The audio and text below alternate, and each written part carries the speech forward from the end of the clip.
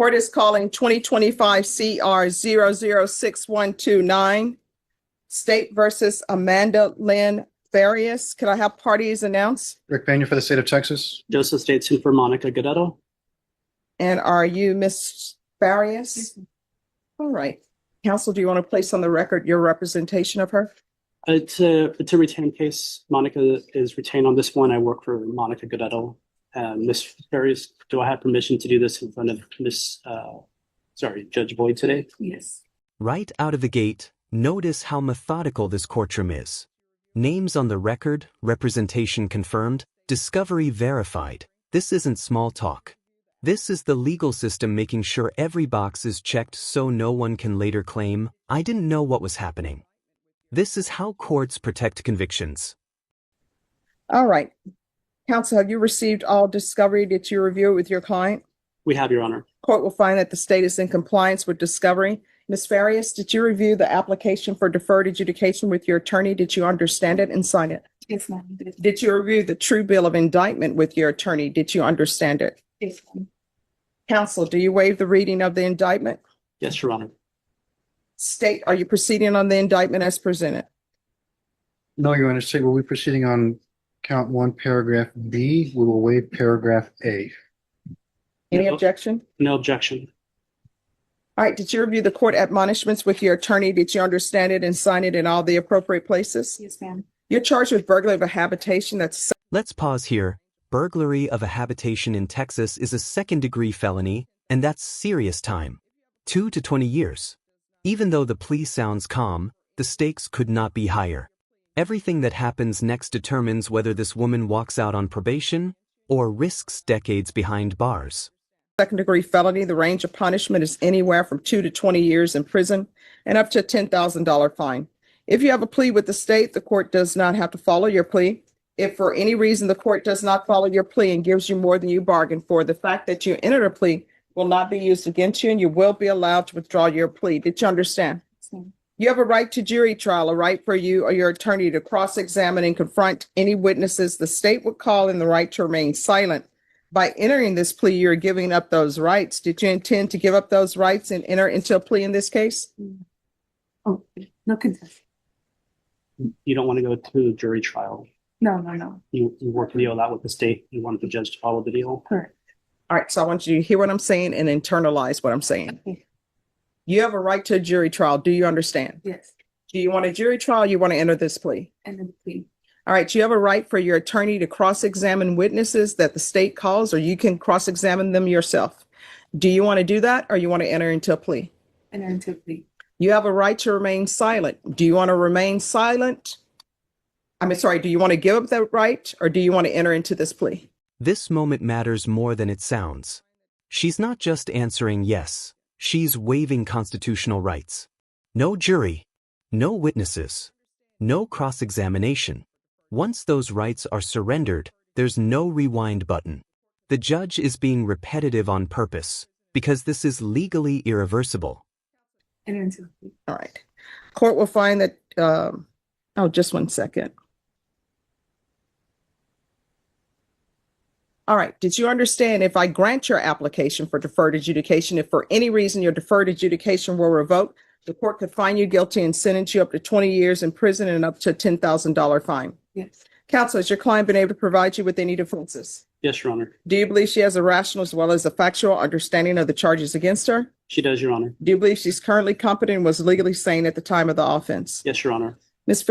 Farias, has anyone threatened you, coerced you, or placed you in fear to get you to enter this plea? No. Anyone promised you anything other than the plea? No. Are you satisfied with the way you've been represented? Yes. If you're not a U.S. citizen, you will be deported, denied naturalization, and re-entry. Did you understand? And Court will find that defendant has knowingly and voluntarily waived her right to jury trial. Did you review the plea bargain page with your attorney? Did you understand it? yes, ma'am. According to the plea, there's a $1,500 fine. State recommends deferred adjudication. There's to be no contact with Oscar Castro, Yemi, Vanessa Bayo, Mandragon, Jesus Leyva, and the address of Did you understand that to be the plea? Yes, ma'am. Defense, is that the plea? Yes, Your Honor. State, is that the plea? Yes, it is, Your Honor. Did you review the waiver of appeal paragraph with your attorney? Did you understand it and sign it in both places? Yes, ma'am. By signing that, you're waiving your right to appeal. The only items that can be appealed are written pretrial motions that have been filed, heard, and ruled upon by the court. Did you understand? Yes. Counsel, are there any such motions? No, Your Honor. Outside the agreement, the state is requesting that your community supervision be for a term of 7 years. There'll be 200 hours of community service restitution, the BIP course, TAP evaluation, follow our recommendations, and MRT. Is there a affirmative finding that's being requested in this case? Per the code, this charge doesn't come with an affirmative finding, Your Honor. All right. It's for Title V offenses only, and burglary of habitation does not. This is the paradox of deferred adjudication. The court is basically saying, we could convict you right now, but we're choosing not to yet. It's mercy with conditions. One mistake during probation, and this entire case snaps back into a full felony conviction. All right. Well, I'll read the facts and we will see. Yes, Your Honor. All right. Did you understand those are recommendations from the state and the court does not have to follow those recommendations? Yes. Then to the offenses charged in paragraph B, how do you plead? Guilty, not guilty, or no contest? State, any evidence? Yes, Your Honor. At this time, state offers into evidence State's Exhibit 1 with all attachments. No objection, Your Honor.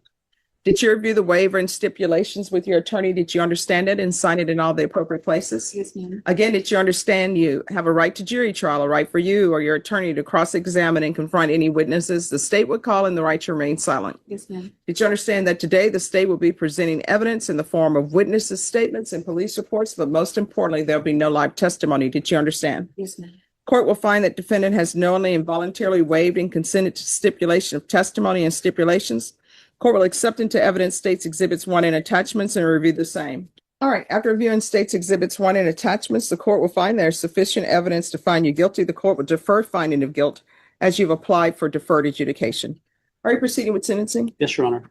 Anything you wish to say on behalf of your client? Our client's remorseful that this had happened.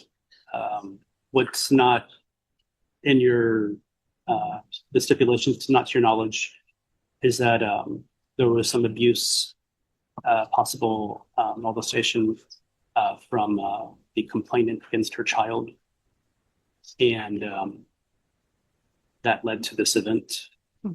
Well, have there been charges filed for that allegation? Not to my knowledge, Your Honor. Any evidence presented to anybody for that? This is the first time I'm hearing about it. And here's the tension spike. Allegations of abuse enter the courtroom, late, unsupported, and emotionally charged. Judges hear trauma, but they rule on evidence, not sympathy. Watch how quickly the court redirects, because claims without reports, charges, or proof don't carry legal weight at sentencing. Okay. All right. You may proceed. The client is employed, self-employed, does meal prep. There's a $1,500 fine. However, she may not have consistent income. I know this is for 7 years. I was hoping that the fine could be probated. She does do not professional home health care, like not a caregiver per se, but she does have to be around other people in a sense of making sure somebody doesn't fall over. If somebody needs something, she may help them. We're under the impression that this was not the affirmative finding of family violence. I had advised her that it likely would be imposed, and I would hope that you would follow the plea bargain agreement as written. All right. So why were you over at that location? Because it appears from reading the stipulations that you were not invited. Correct. Well, I was informed that he was there by him. This was ongoing abuse that I had been through with him. He would stalk me. He, would find where I was. And that night I was with my friends, and he was telling me that he was going to come looking for me and that he was going to find me.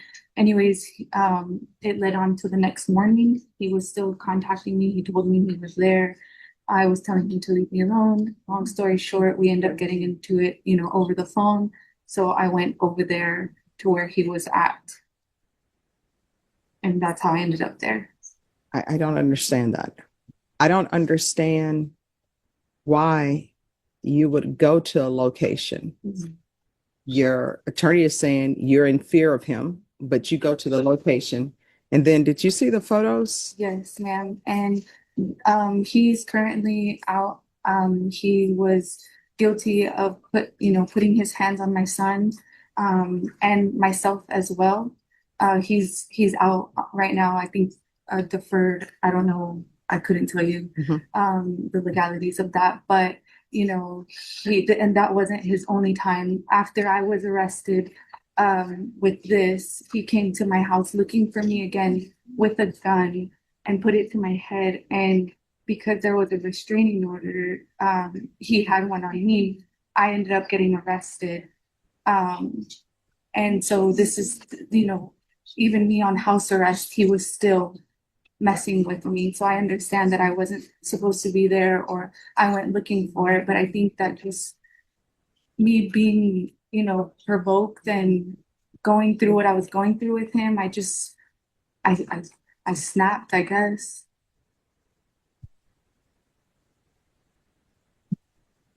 This is the moment where emotion collides with law. Fear doesn't automatically justify trespass. Trauma doesn't erase criminal elements.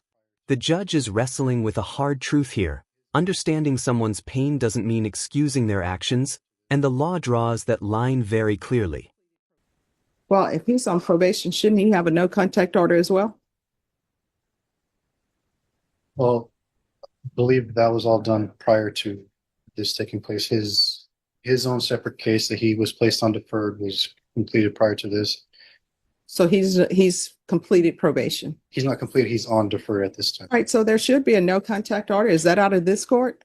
I don't believe so. No, it's in a different court. Oh, okay.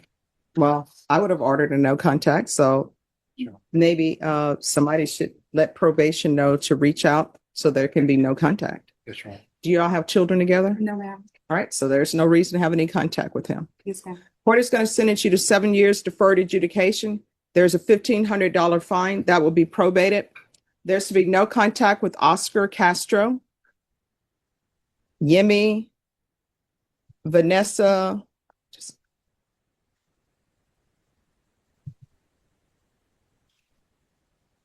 And Ms. Abrams, that's Yemmi, Vanessa, Bello, Mondragon, Mondragon, Jesus Leva, Levya,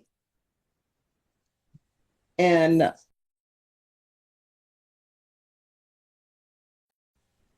the BIPP course, TAP evaluation out of custody, follow recommendations.